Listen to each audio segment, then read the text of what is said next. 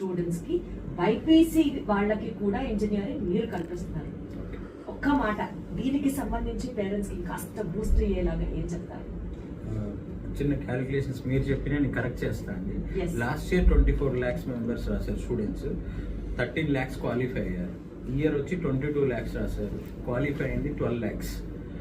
22 lakhs year తగ్గారు, ఎందుకంటే long term తగ్గుతూ వస్తున్నారు, సీట్స్ లేవు, కాంపిటీషన్ పెరుగుతూ ఉంది, ఎవ్రీ ఇయర్ 2-3 lakhs స్టూడెంట్స్ పెరుగుతున్నారు కాబట్టి లాంగ్ టర్మ్ వాళ్ళు తగ్గుతూ ఉన్నారు. సో ఇయర్ చాలా మంది తగ్గారు.